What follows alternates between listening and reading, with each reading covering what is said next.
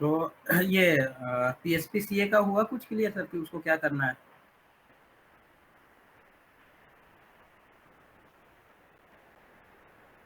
अभी एक बार बात करता हूँ उससे, और एक मेल अगर डालता है, क्योंकि कुछ डिस्प्यूट चल रहा है वहाँ पे।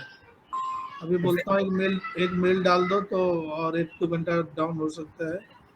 अगर मेल पे लिखता है तो फिर आज हो जाएगा। एक ही बचा हुआ है ना? एक ही बचा हुआ है, उसके चक्कर में ही सर्वर को ऑन रखना पड़ेगा और हर डे के हिसाब से $2-3 जाएगा आपका। ठीक है, वो मैं बात कर लेता हूँ। अभी हाँ अभी क्या होगा, जितना दिन यूज हुआ उतना एक दिन का ही चार्ज पे करना पड़ेगा। हाँ, लगता है उतना ही दिन का चार्ज पे करना पड़ेगा जितना दिन आप यूज कीजिएगा। और सेंड ग्रिड का इसमें भी है, अभी जो न्यू वाला परचेज किया? सेंड ग्रिड तो अकाउंट में है ना, आईबीएम का अकाउंट में है वो, और ये सब तो उसका प्रोडक्ट है। तो वो सेंड ग्रिड जैसे है वैसे ही रहेगा, उससे इसका क्या मतलब है? ये तो सिर्फ हम वर्चुअल सर्वर चेंज किए ना। ठीक है, कर लेते हैं उसको अभी एक बार बात। ठीक है, तो ये जो हमारा था पुराना सर्वर वो विंडोज 2012 R2 था, जो कि कुछ दिक्कत आ रही थी इसीलिए चेंज होकर के अब विंडोज 2022 हो गया है।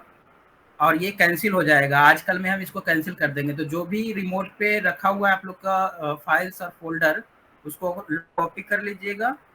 सर आप माइक बंद कर लीजिए पीछे से। तो लोकली कॉपी कर लीजिएगा, नहीं तो फिर वो परमानेंटली लूज हो जाएगा, आपको कोई डेटा फिर रिकवर नहीं होगा वहाँ से। और एक बार रिव्यू भी कर लीजिएगा कि कहीं दूसरी जगह तो छूटा हुआ नहीं है कुछ, तो उसको भी लोकली कॉपी कर लीजिएगा, या फिर रिव्यू भी कॉपी कर सकते हैं यहीं पे आकर के। यहाँ से भी आपका रिमोट पे भी फिर से रिमोट कनेक्ट हो जाएगा, यानी पुराना वाला सर्वर यहाँ से भी कनेक्ट कर सकते हैं हम। तो हमने जो सारा डेटा कॉपी किया वो इसके थ्रू ही किया, आपस में ही किया। ऐसा नहीं कि हम लोकल में लाए हैं फिर वहाँ ट्रांसफ़र करेंगे तो ज़्यादा टाइम लगेगा और लोकली बैंडविड्थ को यूज़ करेगा वो। ऐसे है कि इंटरनली वो आपस में बैंडविड्थ को यूज़ करता है, हमारा बैंडविड्थ नहीं जाता जो भी डाउनलोड होता है या फिर जो भी कुछ होता है। तो हमारा जो आईपी चेंज हुआ है वो ये हो गया, ओल्ड वाली आईपी ये था। तो जहाँ पे भी हम कोई भी डोमेन से रिकॉर्ड को मैप करते हैं अब ये वाली डालनी पड़ेगी।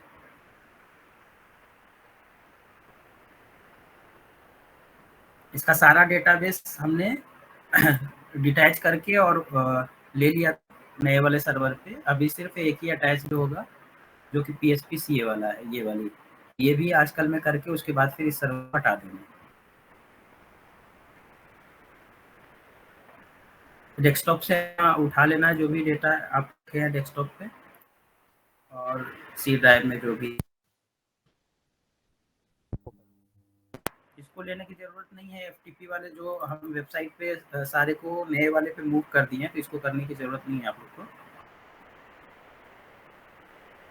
और लोकल लोकल पे देख लेते हैं, लोकल पे कुछ रख सकते हैं तो रख लेते हैं।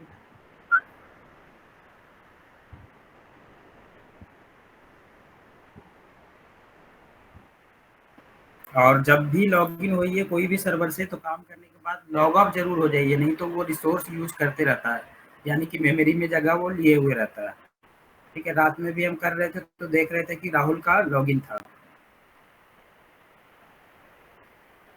तो लॉग ऑफ यहाँ से होता है, और ये विंडोज 22 वाले में यहाँ से होता है, यहाँ पे लॉग ऑफ का ऑप्शन है।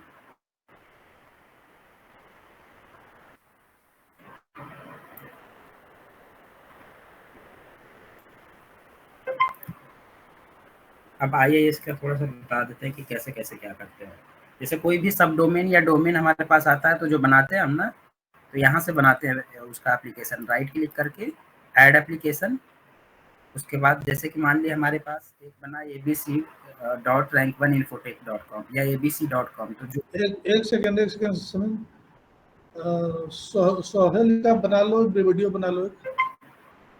हाँ सर, रिकॉर्ड में डालेंगे सर। ठीक है, तो जैसे abc.com आया या फिर सब डोमेन पे .rank1infotech.com, तो abc.rankinfotech.com, यहाँ पे हम नेम, ये नेम डालने बोल रहा है। जरूरी नहीं है कि हम abc.com लिखेंगे तभी चलेगा, यहाँ पे कुछ भी लिखेंगे तो चलेगा।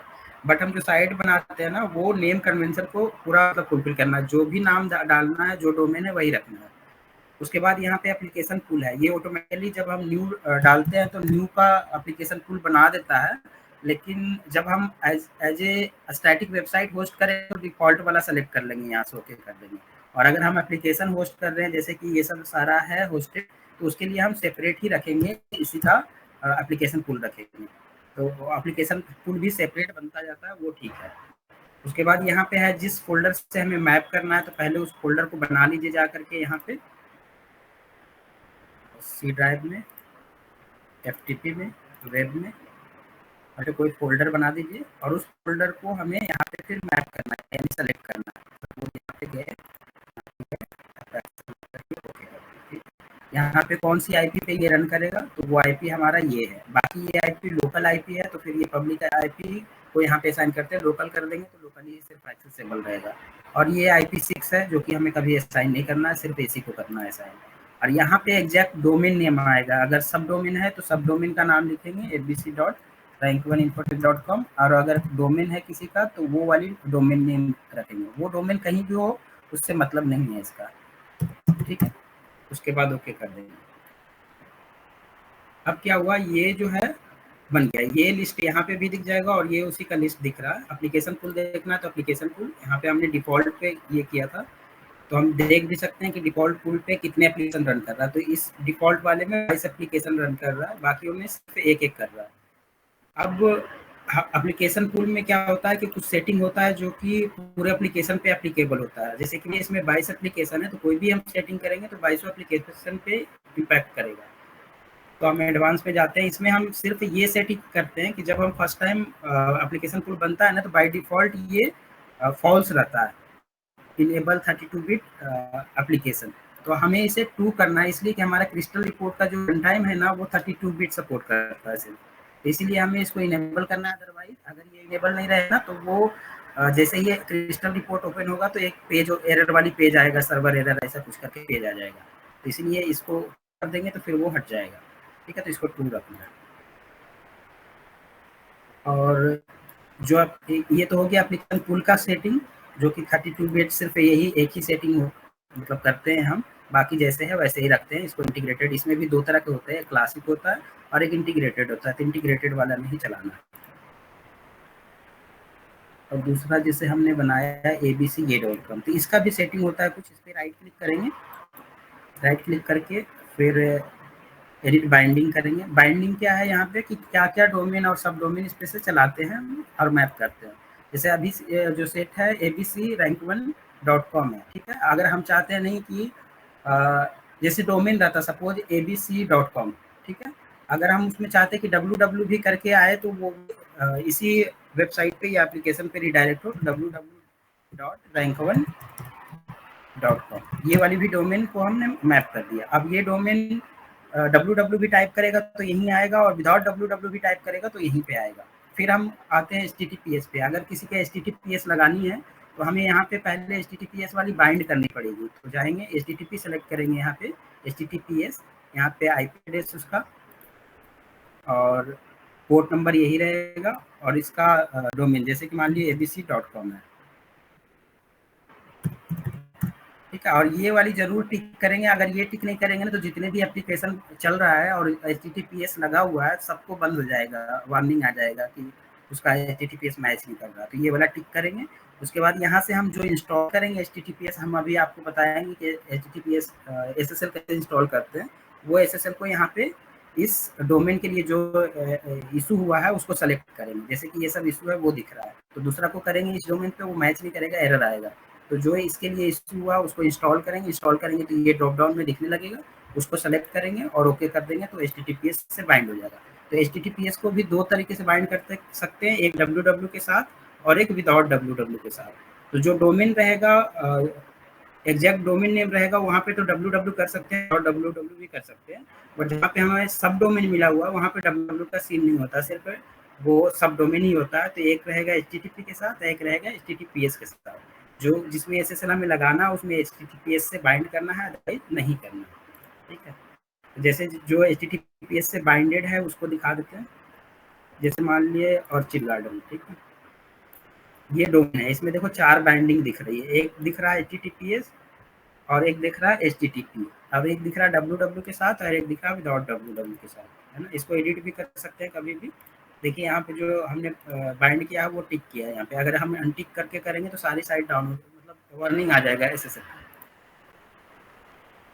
और जैसे कि मान लिया ये है प्रिंसटन का, इस पे 2 ही होगा, एक HTTPS है, एक HTTP सिर्फ है, www इसका सीन नहीं होता है क्योंकि ये सब डोमेन पे है। तो नया साइट यहाँ से बनाते हैं, उसकी एप्लीकेशन पुल में एक 32 बिट को ऑन करते हैं और इसका सेटिंग में बाइंडिंग को हम एक बाइंडिंग तो उसी समय ले लेगा आपसे जिस समय हम एप्लीकेशन बनाते हैं, उसी समय। जैसे कि मान लीजिए हम बनाते हैं, यहाँ पे राइट क्लिक करके ऐड एप्लीकेशन, यहाँ पे जो भी लेते हैं तो यहाँ पे असाइन करना पड़ता है कि कौन, तो जो भी www के साथ अगर बाइंड करेंगे तो वहाँ पे फिर से राइट क्लिक करके www ऐड करना पड़ेगा, और नहीं तो अगर सब डोमेन पे चल रहा है तो सिर्फ एक ही से काम चल जाएगा। और ये असाइन करेंगे जरूर हम IP एड्रेस इसको। और नेम कन्वेंशन सही रखना, ऐसा नहीं है कि आपको बताएगा कि आपने नेम गलत लिखा, आप APC भी लिखेंगे तो चल जाएगा, ऐसा नहीं है, बट वो बाद में मैनेज करना और उसको आइडेंटिफाई करना बहुत दिक्कत हो जाएगी। और वो 1-2 रहेगा तब दिक्कत नहीं होती है, और धीरे-धीरे बढ़ ही जाएगा। इसलिए नेम कन्वेंशन ज़रूर फॉलो करना है कि हमें उसी का नाम एग्जैक्ट देनी है, जैसे है डोमेन। फ़ोल्डर का नाम भी रखेंगे तो वही रखेंगे जैसे डोमेन नेम है, वो भी अभी हम बताते हैं। इसको पहले डिलीट कर देते हैं जो हमने रिमूव किया, इसको रिमूव कर देता हूँ। अगर किसी को डाउन करना है कुछ देर के लिए या फिर अभी, तो उसको राइट क्लिक करके हम स्टॉप भी कर सकते हैं यहाँ से। जैसे इस पे क्लिक किए, यहाँ पे ऑप्शन आ रहा है स्टार्ट स्टॉप का, है ना। रीस्टार्ट करेंगे तो फिर से रीस्टार्ट हो जाएगा, उसका सेशन वगैरह सारा एक्सपायर हो जाएगा लॉगिन होगा तो। और अगर स्टॉप कर देंगे तो उसकी साइट चलना बंद हो जाएगा, नहीं रिस्पॉन्स करेगा। तो यहाँ से भी कर सकते हैं किसी को बंद करना है तो। या तो फिर जैसे कि एप्लीकेशन पुल में है, इसमें 21 एप्लीकेशन है, ठीक है। इसको स्टॉप करेंगे तो 21 एप्लीकेशन इसका रिस्पॉन्स करना बंद हो जाएगा, डाउन हो जाएगा। बाकी और इसमें कुछ नहीं करते हैं, आइए इसमें बस इतना ही करते हैं।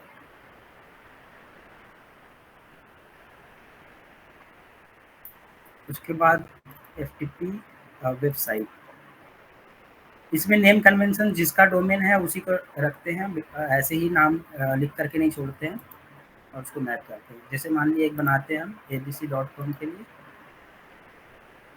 ABC, और ये ब्लैंक है अभी बना हुआ है ना, तो एक जो आता है ना पेज डाउन फॉर मेंटेनेंस, वो वाली साइट पे लगा देते हैं। उसका एक पेज हमने बना के रखा है यहाँ पे, इसको कॉपी करेंगे और इसमें मूव कर देंगे, ABC जो बनाया इसमें मूव कर देंगे। अब फर्स्ट टाइम जब हम बाइंड कर देंगे, आइए इस पर जब भी खोलेगा ना तो ये वाला पेज ओपन होगा, ऐसा नहीं कि वो ब्लैंक होगा। ब्लैंक अगर छोड़ेंगे तो एरर जैसा पेज दिखेगा, तो ब्लैंक नहीं छोड़ेंगे, फर्स्ट टाइम मैप करके छोड़ देंगे। बाद में फिर हमारा जब एप्लीकेशन रेडी हो जाएगा तब एप्लीकेशन फाइल्स फोल्डर यहाँ पे रख देंगे।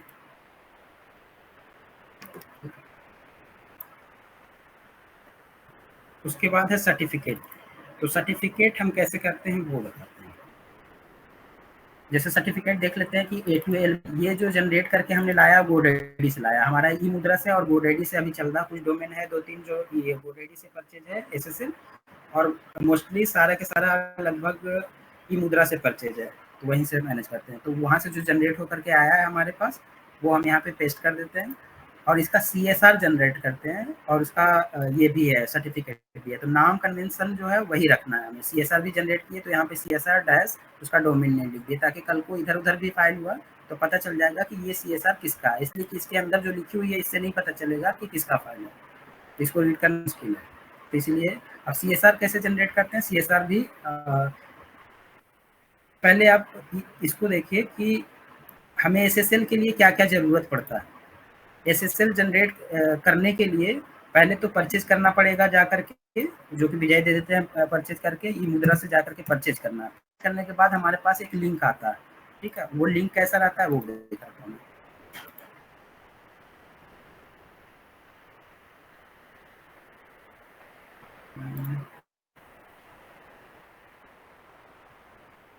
हाँ, लिंक देखिए ऐसा रहता है, ठीक है। अब इस पे हम क्लिक करेंगे ना,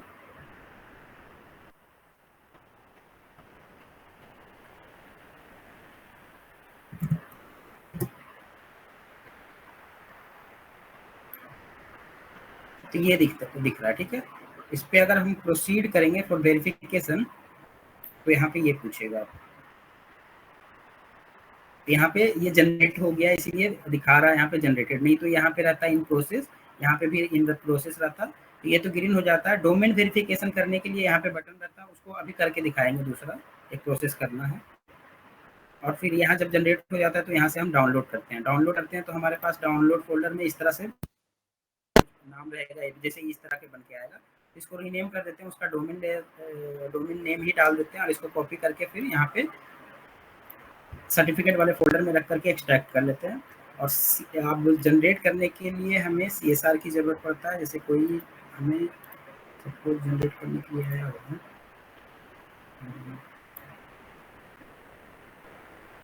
वर्क हो चुका है।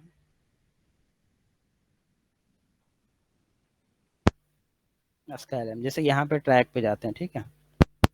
तो जो अभी जनरेट नहीं हुआ है ना, उसके ऐसे दिखेगा आपको। तो पहला स्टेप है वेरिफिकेशन कर, आगे पीछे भी कर सकते हैं हम, पहले जा करके CSR भी डाल सकते हैं। CSR डालने के लिए अलग लिंक आता है, वो भी मेल पे ही आता है, आप वहाँ से ट्रैक करके नहीं ले सकते। जैसे CSR ऐड CSR है ना, ऐड CSR पे क्लिक करेंगे तो ऐसा पेज होगा ओपन। यहाँ या तो उस जो CSR बना हुआ है इसको अपलोड कर देंगे, लेकिन हम अपलोड नहीं करते हैं, इसको ओपन करके और इसको कॉपी कर लेते हैं, सेलेक्ट ऑल एंड कॉपी, और यहाँ पे पेस्ट वाले ऑप्शन पे जाके यहाँ पे पेस्ट करते हैं। उसके बाद व्यू CSR इन्फॉर्मेशन पे क्लिक कीजिएगा तो ग्रीन सिंबल में आएगा, यहाँ आपका मतलब सही है। उसके बाद सबमिट करने के बाद फिर से ट्रैकिंग वाले पेज पे चला जाएगा यहाँ पे, और ये वाली ग्रीन हो जाएगी। उसके बाद हम फिर या तो इसको पहले पे वेरिफिकेशन पे यहाँ पे सेलेक्ट DNS टेक्स्ट रिकॉर्ड, फिर यहाँ से हम इसको कॉपी करेंगे। कॉपी करने के बाद फिर आप डोमेन कंट्रोल की मतलब डोमेन कंट्रोल अगर आपके पास है तभी कर पाइएगा, अदरवाइज नहीं कर पाइएगा। तो मोस्टली डोमेन जो बुकड है हमारा वो GoDaddy से बुकड है, या तो कोई कस्टमर का है तो कस्टमर का है, या सब डोमेन है तो वो हमारा डोमेन जो रैंक 1 का है सारा का सारा बना हुआ है वो क्लाउडफ्लेयर पर बना हुआ है। तो क्लाउडफ्लेयर से एक बार लॉगिन होते हैं।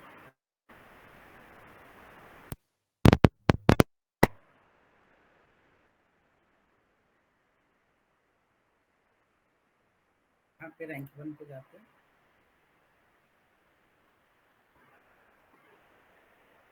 DNS पे रैंक 1 में गया, DNS में गया, यहाँ पे सारा सब डोमेन दिख रहा है। अगर सपोज कोई और सब डोमेन बनाना है तो ऐड पे क्लिक करेंगे और जो भी नाम रखना है उसका सब डोमेन का वो डालेंगे, और IP एड्रेस जो हमारा न्यू वाला है वो यहाँ पे है, वो सेलेक्ट कर लेंगे। और ये है SSL लेना है कि नहीं डिफ़ॉल्ट वाला, तो डिफ़ॉल्ट वाला लेते हैं तो दिक्कत होती है, इसीलिए हम इसको ऑफ कर देंगे। उसके बाद सेव कर देंगे, तो हमारा इस तरह से सब डोमेन क्रिएट हो जाएगा। अब वेरिफिकेशन के लिए हमें ये बोल रहा है कि टेक्स्ट रिकॉर्ड में ये डालिए और वैल्यू में ये डालिए। तो फिर हम यहाँ पे जाएंगे, टेक्स्ट रिकॉर्ड एक क्रिएट करेंगे। यहाँ पे टाइप में करेंगे टेक्स्ट, ये हो गया। उसके बाद जो बोल रहा है डालने के लिए वहाँ पे ये डालेंगे। उसके बाद फिर आपका ये वैल्यू डालेंगे, है ना। इसको मैं क्रिएट कर ही देता हूँ,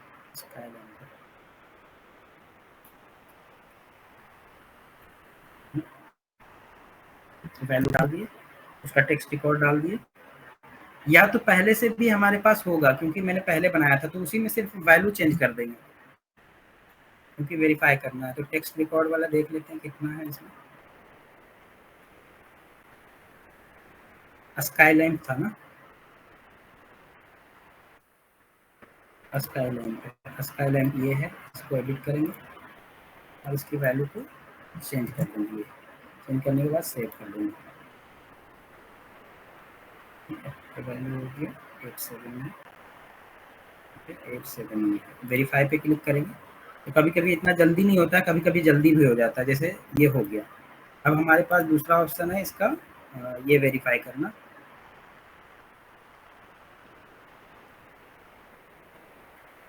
CSR वेरीफाई करना, ये वैलिड नहीं है। जब आप एक बार जनरेट कर देंगे ये डोमेन वेरिफिकेशन हो जाएगा तो फिर से ये CSR के लिए एक लिंक भेजता है। तो वो लिंक मेल पे ही आता है। तो जो मेल आपने जब फर्स्ट टाइम परचेज किया था उस समय आपने रजिस्टर करते समय डाला था, उसी मेल पे आएगा।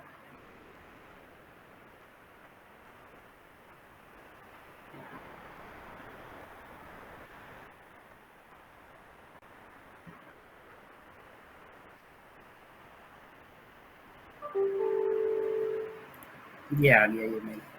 ऐड CSR पे फिर से क्लिक करेंगे और हमने लोकली सबका CSR बना करके यहाँ पे कॉपी कर रखा है। अगर ज़रूरत है तो यहाँ से भी ले सकते हैं, सर्वर पे भी रखा हुआ है सबका CSR, सब में बना हुआ है। कैसे बनाना है वो बता देंगे, अगर न्यू डोमेन आता तो कैसे बनाना है, सब पे बना हुआ है ऐसे जो एक्सिस्टिंग है। हमें स्काई लैम्प देखना,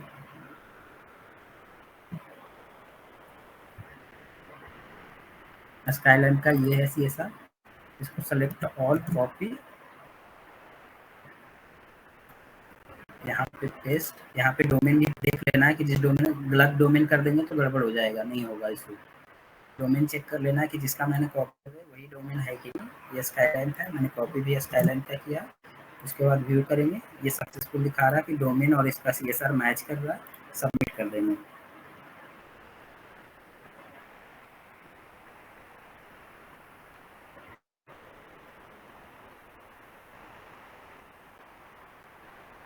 ये वेरिफिकेशन CSR को हो गया, प्रोसीड वेरिफिकेशन पे क्लिक करेंगे तो हमने डोमेन वेरीफाई कर ही रखा था और CSR वेरीफाई हो गया और सर्टिफिकेट भी इशू हो गया। सर्टिफिकेट इशू होने के बाद मेल पे भी आएगा, ऐसे हम यहाँ से भी डाउनलोड कर सकते हैं। ये डाउनलोड हो गया हमारा, डाउनलोड होकर के वो फोल्डर में जो जाता है वो है डाउनलोड फोल्डर, तो डाउनलोड फोल्डर में जाएंगे और अभी जो डाउनलोड हुआ है वो 3:34 ये डाउनलोड हुआ है। इसको रीनेम करके हम डोमेन नेम लिख देते हैं ताकि हमें पता चले ये किसका है। इसको कॉपी करके उनके सर्वर पे आ जाते हैं, इसके जो सर्टिफिकेट वाले फोल्डर में जाते हैं और स्काईलाइन का यहाँ पे भी फोल्डर होगा, यहाँ पे पेस्ट कर देते हैं, इसको एक्सट्रैक्ट कर लेते हैं, इसको डिलीट कर देते हैं। ठीक है, अब हम IIS में आते हैं, अब इसको इंस्टॉल करते हैं। इंस्टॉल करने के लिए सर्वर पे क्लिक करेंगे, सर्वर पे क्लिक करने के बाद सर्वर सर्टिफिकेट है यहाँ पे, इस पे डबल क्लिक करेंगे। उसके बाद यहाँ पे दो ऑप्शन है, CSR जनरेट करने के लिए हम इसको बताएंगे, अभी हम इंस्टॉल कर रहे हैं तो पहले इसको बता देते हैं। कंप्लीट सर्टिफिकेट रिक्वेस्ट, ठीक है, यहाँ से सेलेक्ट करेंगे उस फोल्डर को जो अभी हमने पेस्ट किया कॉपी करके, स्काईलाइन ये वाली है, इन एंटिटी ये वाली हमारा सर्टिफिकेट होता है। ये सब रूट सर्टिफिकेट, इसको इंस्टॉल करने की जरूरत नहीं, सिर्फ बीच वाला जो ये है डोमेन का वही सेलेक्ट करेंगे, ओके करेंगे। और इसका नाम क्या रखेंगे सर्टिफिकेट का, जहाँ पे इंस्टॉल होगा वहाँ पे नाम सेलेक्ट जब करेंगे ना तो यही नाम से दिखाएगा, तो हम डोमेन नेम ही रखते हैं यहाँ पे, या तो सब डोमेन है तो सब डोमेन, अगर डोमेन है तो डोमेन रखते हैं और ये पर्सनली रहेगा। ओके करेंगे, वो इंस्टॉल होकर के इस लिस्ट में आ जाएगा। इतना सर्टिफिकेट इंस्टॉल हो चुका है और यहाँ पे इंस्टॉल होता है तो इस लिस्ट में एक्सपायरी डेट भी दिखता है कि किस सर्टिफिकेट का कब एक्सपायरी डेट है ना। यहाँ से भी निकाल सकते हैं कि कितने जो हमारा सर्टिफिकेट SSL एक्सपायर होने वाला, यहाँ से हम निकाल सकते हैं उसको। ये इंस्टॉल हो गया, अब हम डोमेन में आएंगे, उसको मैप करेंगे उस सर्टिफिकेट से। स्काई है, स्काईलाइन, इसका हम बाइंडिंग्स में जाएंगे और अभी जो है ये है ऑलरेडी बाइंडेड, हमें एक और बाइंड करना है HTTPS वाला, और यहाँ पे ये वाली IP सेलेक्ट किए, होस्ट नेम में आपका वही आ जाएगा, उसका डोमेन नेम रिक्वायर्ड पे क्लिक कर सेलेक्ट कर लेना है। उसके बाद SSL सर्टिफिकेट वो सेलेक्ट करना है, स्काईलाइन, ओके कर देंगे। अब ये बाइंडिंग हो गया, HTTPS पे भी चलेगा, लेकिन अभी क्या होगा कि अगर यूज़र ने विदाउट HTTP किया तो विदाउट HTTP भी चलने लग जाएगा, इसलिए कि हमने रिडायरेक्ट नहीं किया। तो जितने भी उसका रिक्वेस्ट है सारे को विदाउट HTTP आ रहा है तो हम उसको रिडायरेक्ट कर देते हैं रीराइट के थ्रू HTTPS पे। तो यहाँ पे स्काईलाइन पे जाएंगे और यहाँ पे जाने के बाद web.config में जाएंगे, सबसे नीचे से थोड़ा ऊपर ये दिया हुआ, ये कमेंटेड है, मैंने विदाउट HTTPS चलाने के लिए इसको कमेंट कर दिया था, तो इसको फिर अनकमेंट कर देंगे, सेव कर देंगे इसको। और ये .config फाइल को हमेशा नहीं छेड़ना है, जैसे कि अभी क्या हुआ कि हमने जैसे चेंज किया ना, तो जितने यूजर लॉगिन होगा या कोई रिसिप्ट डाल रहा होगा या कुछ कर बिल बना रहा होगा तो सारे के सारे ट्रांजेक्शन बीच में ही अटक जाएगा, फंस जाएगा, तो अधूरा छूट जाएगा, कुछ चीज़ें होगी कुछ चीज़ें नहीं होगी। इसीलिए हम दिन में इसको ज़्यादा चेक करते हैं, जो भी करना हो तो वो रात में ऑफ टाइम में, कि इस समय यूजर एप्लीकेशन को यूज ना कर रहा हो, तो मोस्टली रात में ही इंस्टॉल करना हो या किसी का कॉन्फ़िगरेशन सेट करना हो या सर्वर में कुछ करना हो छेड़छाड़, तो उसी समय करते हैं। ठीक है, तो ये सेव कर लिए। अब हम इसको एक्सेस करेंगे स्काईलैंड को।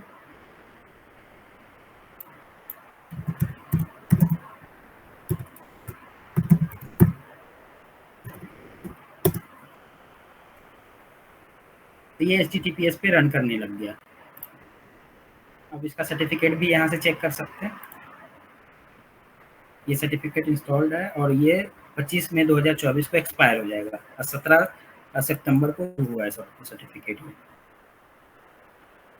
ठीक, तो ये हुआ कि हम कैसे उसका सर्टिफिकेट को इंस्टॉल करेंगे। और फर्स्ट टाइम करने के लिए CSR जनरेट करना पड़ेगा। अगर कोई न्यू डोमेन है तो CSR जनरेट करने के लिए फिर से हम सर्वर पे आएंगे, IIS पे, सर्वर सर्टिफिकेट पे जाएंगे, क्रिएट सर्टिफिकेट रिक्वेस्ट पे क्लिक करेंगे। यहाँ पे कॉमन नेम मतलब कि डोमेन नेम डालना है। जो भी डोमेन नेम डालना है विदाउट www का डालना है। अगर सब डोमेन है तो विदाउट www तो डलेगा ही, और अगर डोमेन भी है तो विदाउट www ही डलेगा, जैसे कि abc.com। ठीक है, abc.com डाल दिए। या फिर हम rank1 का ही चलिए बनाते हैं एक CSR। तो rank1 का नाम हम देखने के लिए मैं यहाँ से ले लेता हूँ rank1infotech.com। डोमेन को हमेशा कॉपी ही कीजिएगा तो बेटर रहेगा सब जगह पे, क्योंकि SSL इशू करने के लिए ना डोमेन नेम एग्जैक्ट चाहिए। अगर इधर उधर हुआ तो वो फंस जाता है, फिर वो नहीं चेंज करता है डोमेन। इसलिए डोमेन नेम को ठीक ठाक से ये कीजिएगा, पेस्ट कॉपी पेस्ट। तो नेम में आएगा उसका डोमेन नेम विदाउट www, और उसके बाद है ऑर्गेनाइजेशन नेम में rank1 इन्फोटेक या जैसे रहता है पूरा नेम क्रिएटन स्टेट कॉन्डोमिनियम SSL, तो वही डाल देते हैं। तो यहाँ पे rank1 इन्फोटेक हम डाल देंगे, rank1 के लिए बना रहे थे। उसके बाद है ऑर्गेनाइजेशन में यूनिट है तो RWA लिखते हैं जनरली, प्रॉपर्टी वाला जनरेट करते हैं तो, लेकिन यहाँ पे लिख देते हैं हेड ऑफिस।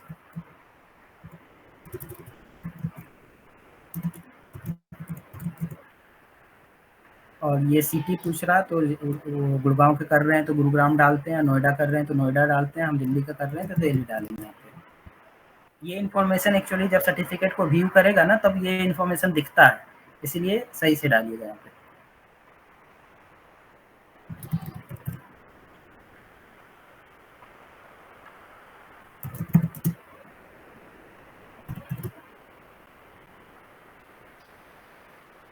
उसके बाद जो हम इसका नाम रखेंगे CSR का, डोमेन नेम को कॉपी करके रखते हैं, वहीं पे जाएंगे और यहाँ पे RSA ही सेलेक्ट रहेगा चैनल में, और बिट लेंथ जो सेलेक्ट करना है 2048।